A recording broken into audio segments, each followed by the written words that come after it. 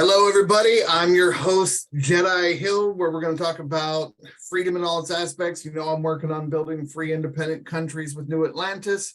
Today's special guest, we were talking a little bit before about, getting out of the country as things are changing and going downhill. We got Agostino from Bulletproof Cashflow, fellow investor. Thank you so much for being on there. Hey, bud. Thanks for inviting me. Appreciate it. Hey, I got it. Such a cool, and the fact you're here in the Cleveland Metro too. Some big dogs in the real estate space that are actually from here, local. Yeah. I love that we got the Great Lakes. Yeah, we got the Great Lakes, and there's got a lot of history out here, a lot of history. A lot of what Rockefeller did actually started right here in Cleveland, as far as fuel, gasoline, oil. The oil business actually started here in Cleveland. People don't really know that. And the Rockefeller building downtown was actually one of his first skyscrapers before he was run out of town and went to New York and built the Rockefeller Center. So yeah, there's a lot of history out here, a lot of history. Well, and then you get the KeyBank Tower is the highest point between New York and Chicago. Yeah, that's right. So it's literally an antenna for the heart of the country. So if we can improve Cleveland, we might be able to save America, but it's getting tough out there. It is. I think that's why when it comes down to is building personal responsibility, building a future for yourself, for your family, and building everything, your own ecosystem, basically, in terms of money, food, your ability to live, right? So you have very little to no dependencies is ultimately what needs to happen. Absolutely. Personal reliance. And I know I spent several years when I was younger actually living in the woods and cabins completely off grid. You give me a knife and a water source, I can survive anywhere. There we go. Right.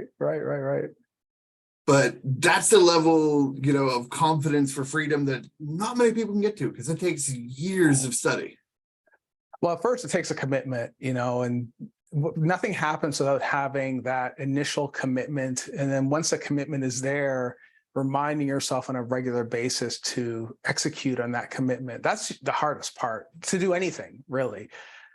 And whether it is living off the grid or whether it is taking on an entrepreneurial venture, which is something that's what I chose, is to do something entrepreneurial, because at that point, there's a point in my life when I was working in corporate, and nothing wrong with working in corporate. Some people like it and it's perfectly fine, but it wasn't really for me. I've been an entrepreneur my entire life. Since I was a kid, I wanted to be an entrepreneur.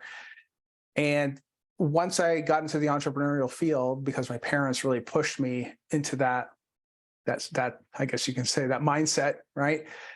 That's what I did for the longest time. And I was very, very, very unhappy doing it. I mean, there's times when it was okay, but most times it was grueling for me. I just couldn't deal with it. I couldn't deal with no matter how good a job I did, if a new guy comes in above you and doesn't like you, and they're your boss. But what's more is if they don't like you, new guy comes in, like especially the higher you go, like I was at the C level, new guy, old guy that hires me, loves me, he leaves, new guy comes in, he hates me because he wants to bring in his own people.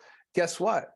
I'm handed the box, the GTFO box. You know what the GTFO box is? Oh, yeah. Put all your stuff in the box, get out, right? And it's, that's no way to live. How can I put my future and the future of my family in the hands of someone that doesn't care about me? That doesn't make any sense. It doesn't make any sense. There's zero security playing it safe. I remember after losing everything in the '08 crash, bouncing between union job to union job, they'd take you right to that 89th day where you're supposed to get on union day 90 and say bye. Or they'd even let you go past the 90 and say, oh, we found some exemption to where we aren't going to hire you full time. Yeah. But you know what, though? The great thing about it is that real estate is one of those areas where you can go in with enough study, enough training. You can apply your knowledge to build some passive cash flow and secure your wealth, right? And by wealth, what I'm referring to is when you're going to that job every single day, they pay you in these little green things called dollars, and they're literal pieces of paper. Toilet paper, fiat. Yeah, they're fiat currency, and fiat currency means that there's nothing backing it up. There's nothing backing up that dollar aside from the government's ability to tax people. That's what's backing up that US dollar. So that's why today it's more important than ever to take that dollar and put it into a hard asset like real estate, because no matter what happens, if the dollar goes, no, not if, when the dollar goes to zero, because it is going to zero, every single fiat currency, 100% certainty of going to zero every single time, you at least still have the hard asset that still produces whatever the currency ends up becoming down the road, right? And that's ultimately what you're looking to do, is convert these dollars, this energy. These dollars are energy that you've put in and created these little pieces of paper. So now with these pieces of paper, they must be converted to a hard asset. That's what you have to do. Whether the hard asset is real estate, which is my choice, gold, silver, precious metals, whatever, not Bitcoin. I'm not a fan of Bitcoin. All you're doing is trading one fiat currency for another fiat currency. That's how I feel about it. The other thing on Bitcoin is like, okay, with gold, silver, you still have, or even paper dollars, you still have privacy. Yeah. What people don't get is, it's like, I personally think that Bitcoin was created by the CIA as a way to track and the precursor to the CBDCs. Yeah.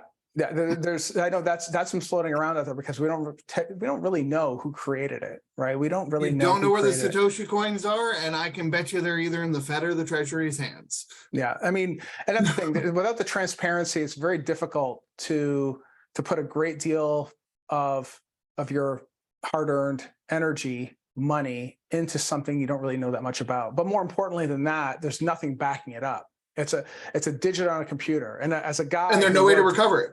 There's no way to recover it. Yeah, it's like it's almost like it's got an expiration date, right? It's like if you lose the code, it's expired, it's gone. You can't do anything about it, and no one else can. It's gone. That's it. You know, I've lost, God, who knows how many hundreds of Bitcoin or thousands of Bitcoin I've lost because I was actually mining it back in 2012, 2013. Yeah, when you can still mine it with a regular computer instead of the special. Instead of a whole server farm, right. So that's why it's like, real estate, hard assets, that's really where you need to be right now, in my opinion, because again, the dollar will go to zero. It's happening now. Where we're printing off all these dollars and then we're sending them to Ukraine, sending it to India, sending to all these different places. Why are we doing that? We're pushing off all of our inflation to these different countries. And the rest of the world's had enough of it. Yeah, because if all those dollars stayed here, especially during COVID, if all of them stayed here, we would already be at zero, but we've outsourced it. We've sent out all those dollars, but eventually those dollars are going to come back home. They have to, right? And the other countries know it. The other countries know it. Well, and with other countries falling, like people don't understand how far technology has progressed. Like you used to have to like move the coins physically from one location to another and do all this other stuff. Now it's the click of a button. So when the dollars finally come back, it'll be almost instantaneous when it finally hits. Yeah. That's why it'll throw us into hyperinflation overnight.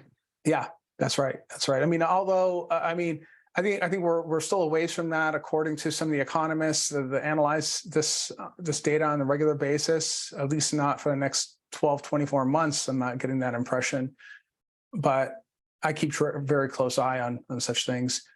However, I'm not that concerned because just about all my net worth is tied up in real estate. I keep very little cash. Everything's tied up in hard assets. Everything is in hard assets, right? Mm-hmm. That's where it needs to be.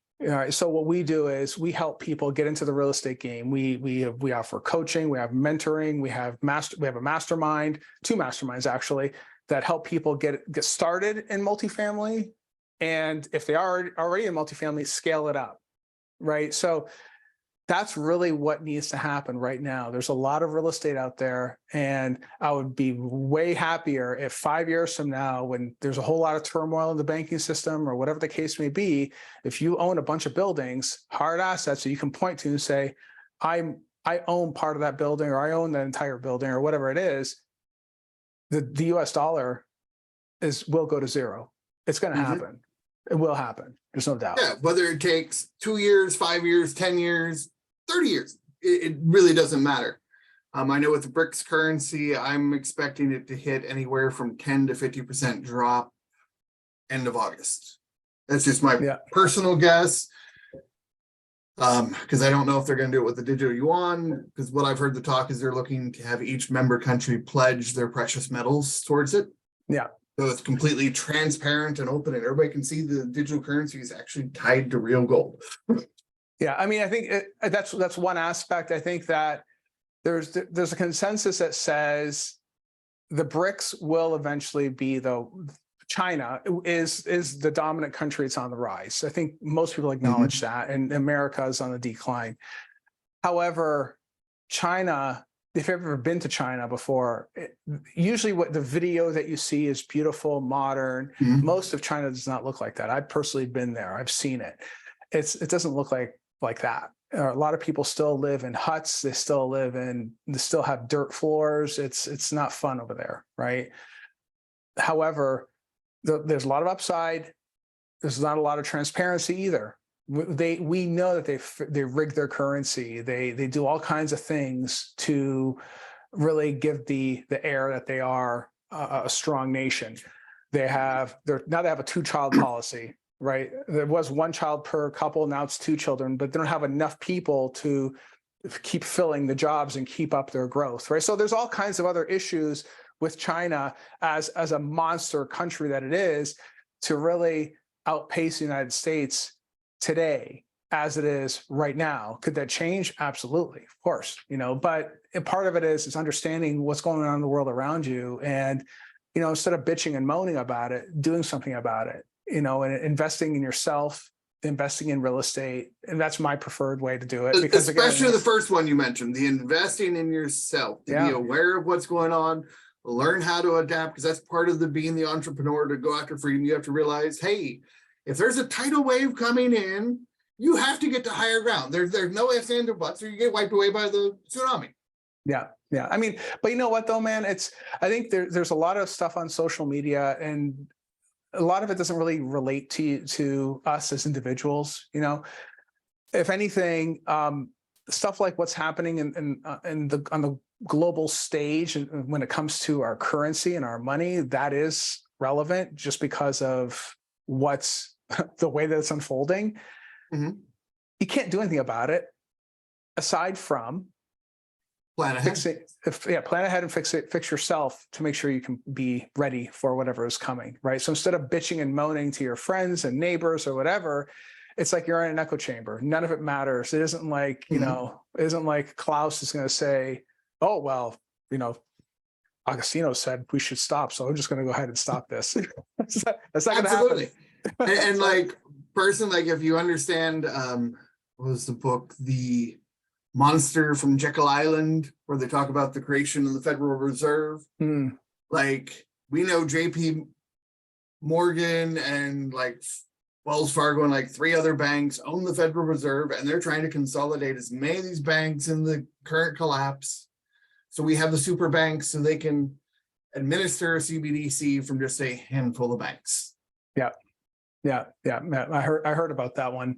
I did hear about that, and meaning that getting rid of the smaller regionals and consolidating the power to these giant banks, it makes it easier to control the flow of the data. I mean, from a technical perspective, as a techie, I don't know that that's valid. I guess you could, but it just, even if it's a regional bank, it's just another node from a technical perspective. Again, I'm not all that familiar with how they architected their stuff, but I don't know that it matters. You can put like 10,000 banks. You can put a bank in every single corner. It doesn't really matter. It's almost like it's an ATM anyway, right? So that perspective doesn't matter. I don't think. Again, I don't know how they architected it. It's more just the control. Like you have your franchises, your Walmart, your Targets, and the more they can keep the conformity, because we've got the basically it's like the Borg trying to invade and assimilate and make everything the same in their image and lock it down, and there can be no creativity, no free thought, no. Yep, that's right. Yeah, I mean, and that's, We know that that's in the works right now too, so again, whatever is going to come after the dollar, you need to be ready for, is what needs to happen. And that's why hard assets, stop it with the bread and circus. That's what happened to the Romans when their Caesars and their emperors kept everyone busy at the Colosseum with all kinds of other fun things that the people used to do, watch the fights and drink and not worry about things. And meanwhile, the country's going broke. They had no idea. The people had no idea. So football, basketball, yeah, all that, all that stuff. But we're living in very different times now. I think that's a carryover from the 80s, when the late 70s and 80s were very good times for the United States. We're at the apex, basically, and we're not there anymore. Just not there anymore. Well, Agostino, I know I'm a huge in the hard assets, the multifamily as well. What adjustments are you making to prepare? Because personally, I see unemployment hitting levels that we had during the pandemic. In the next couple of years, the stock market will probably bottom out around 26, because just based on what we've seen in, Great Depression eras and the 2008s and other prior cycles, that this is all cyclic and happens over and over again. Yeah. So, right now we're still building for the shortage, right? And meaning that we're still building multifamily assets. Right now, we have developments that we're putting up, right, ground up, and we have adaptive reuse of older office buildings, because again, no one's going to the office anymore. So a lot of these buildings are either going back to the bank, or the bank's selling it to guys like us, and then we'll take the asset and convert it to multifamily. I only do urban infill type of deals, meaning where there's already activity, there's already a city around it, there's money circulating in that local area. That's where I'm building. I'm not building 300 units in the middle of nowhere. I'm not doing that. To me, and you're not going to the war zones like East Cleveland either, I'm sure. No, I'm not doing that. It's too risky. It's too risky for me, So we're doing stuff like that. And then we have a net lease fund, right? So that's a single tenant net lease fund. So the funds, it's a blind pool fund. And then what we do, we raise money so we can acquire Dollar General, Dollar Tree, Walgreens, CVS, Advanced Auto Parts, veterinary hospitals, things like that. Everything that is, how do you say, pandemic proof, right? That no matter what, they're always open. And you get a nice monthly risk-adjusted return, all backed by corporate guarantee. So it's a whole different play that compared to multifamily, where multifamily ebbs and flows, or in the development world, we're like a lot of our assets in development these days. I still have 1,600 units of regular C-class and B-class stuff, but it's too expensive to buy these days. Right now, it's too expensive to buy. So we're building, right? And there's still a need for it. The net lease business, however, if you want good, steady, strong income that you can plan on a monthly basis, backed by corporate guarantee, it's a great deal, right? And it's like I said, it's a risk-adjusted return. What does that mean? That means that you're going to put your money in, you get a nice solid return every single month, comes in about the same day, say the third of every month. Here's a check that shows up, or here's an ACH that gets transferred into your account. With multifamily, it doesn't really work that way. It just doesn't.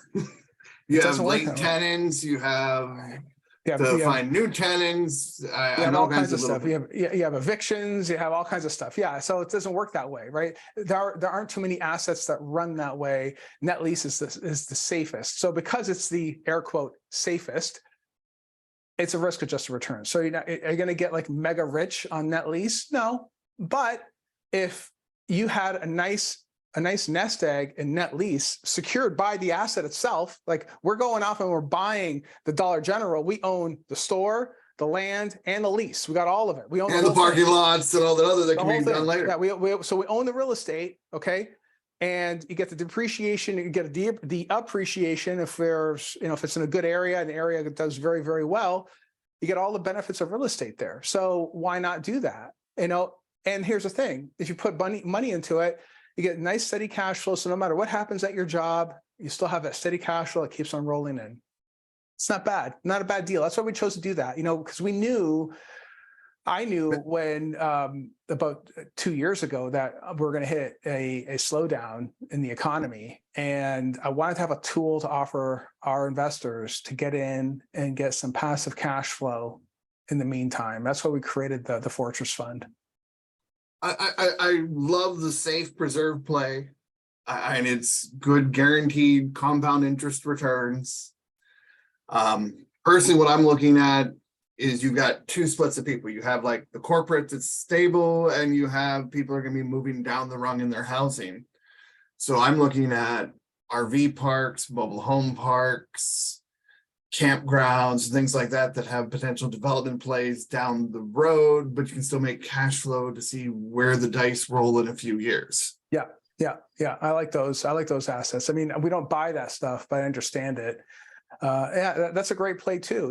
Any type of play where the tenant, the owner of that RV, gets to own their RV. And if they decide they're going to jam it up or whatever, well, it's on them. Very rarely does it ever happen, though, right? It's funny how those RVs don't end up all trashed out, right? Oh, absolutely. The marinas is the other one I'm looking at. Yeah. All up and down the East Coast because of the New Atlantis project to build floating islands. And the laws on the boats are really cool because a lot of people, that's a $20,000, $50,000, $100,000 boat or more. They ain't losing their boat over some little docking fee or something like that. Right. That's right. That's right. You can kick the people out in 24 to 48 hours, depending on the state. If you have it on the dry dock for the winter storage and they don't pay it, you can actually go for the slip on their boat. Yeah. So marinas is a whole different play too. That's going to be a different demographic. That's going to be the wealthier demographic that has the boats. And usually for those types of folks, depending on what they do for a living, the economy doesn't really affect them all that much. It just doesn't. They're in their own world and they're earning big money. So they don't really care what the economy is doing. So that's a whole different ball of wax. But that's folks. Those who plays. You either got to go for the ones that are going to have it and be unaffected, or figure to downplay to the bottom level. Yeah.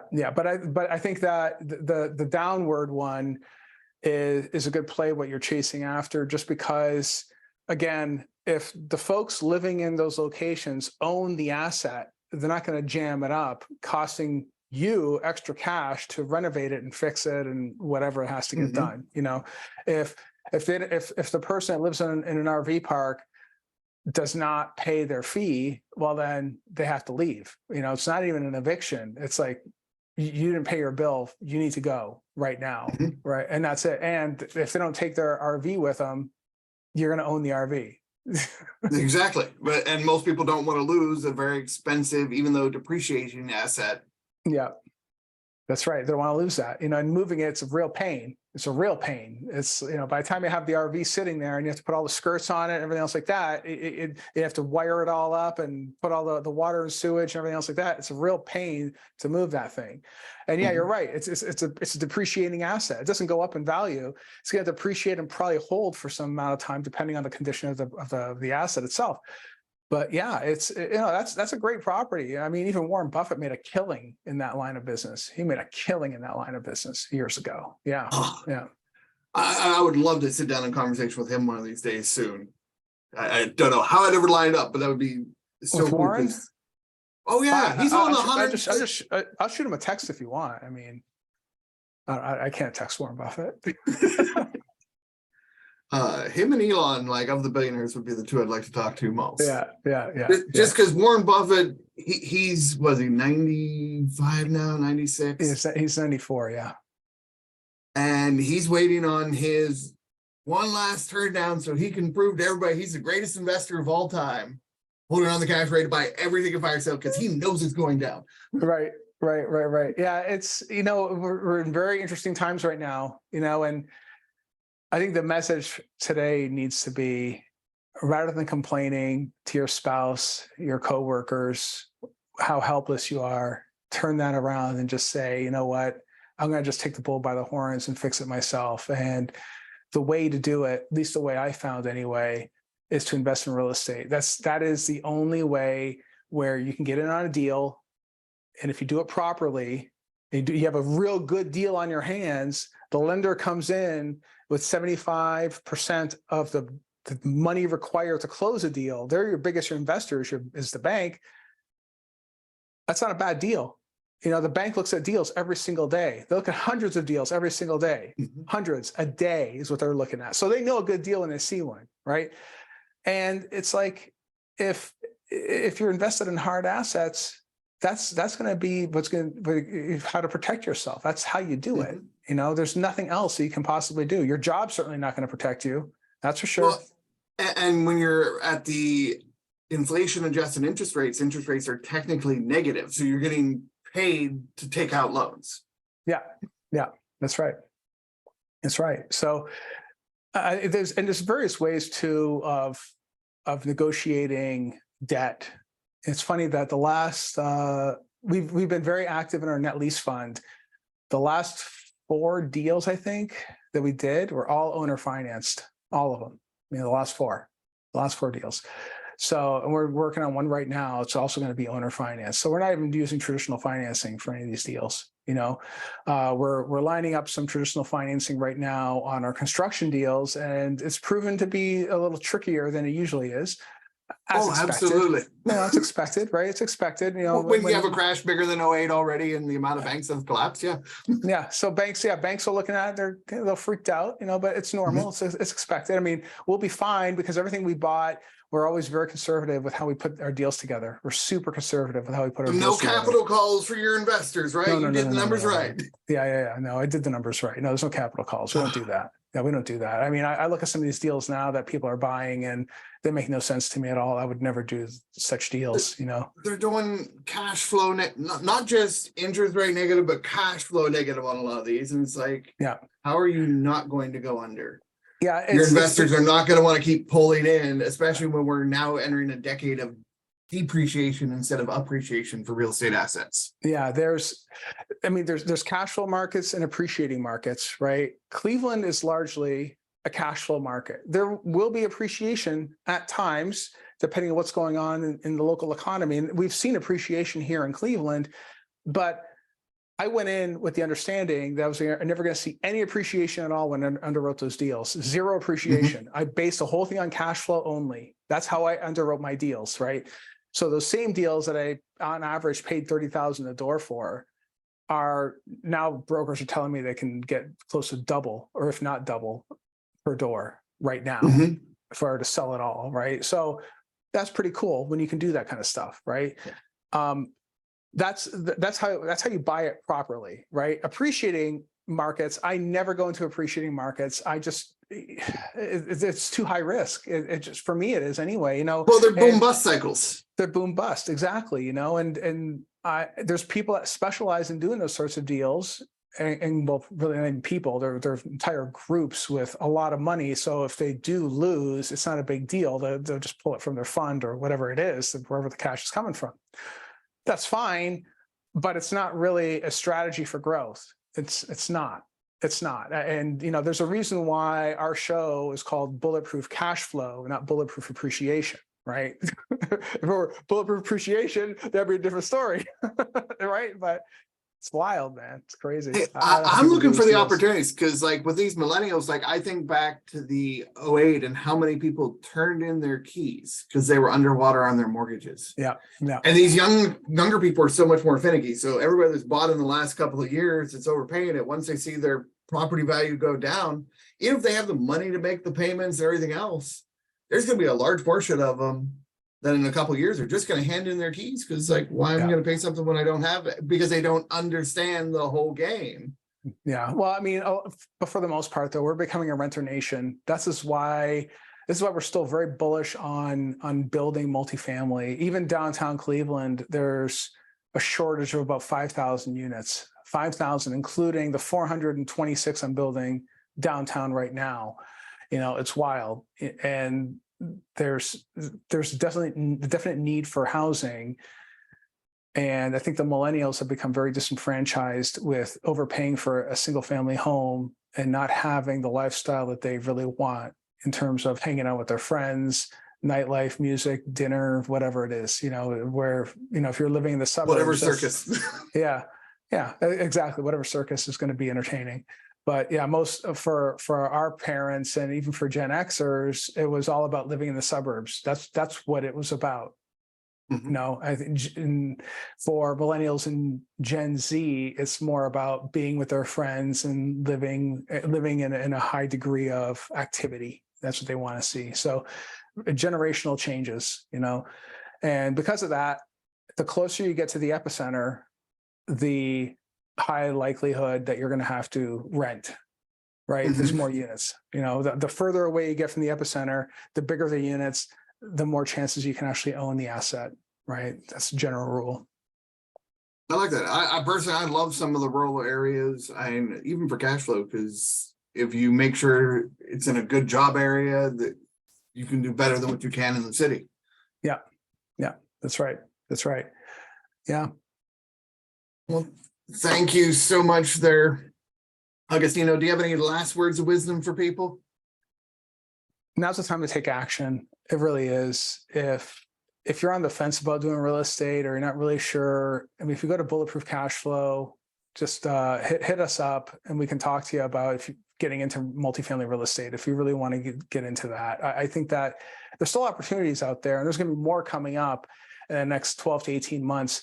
And you need to be ready for what's coming. And if you know nothing about multifamily and you want to learn about how to get into the game, you can go to themultifamilyadvantage.com or multifamilyaccelerator.com, one of those two websites, and you can just set a time to talk to one of our folks, and we can get in touch with you and figure out what the best strategy is for you to become or you to get active in the world of multifamily real estate. I think now's the time to do it. You have to. Absolutely. It's preserving the quality of life for not just you, but your family and future generations. Yep, that's right. Absolutely. Cool. So, and as always, y'all can reach me on social media, Jedi Hill, any of them, whether it's Twitter, Facebook, whatever. And thank you so much.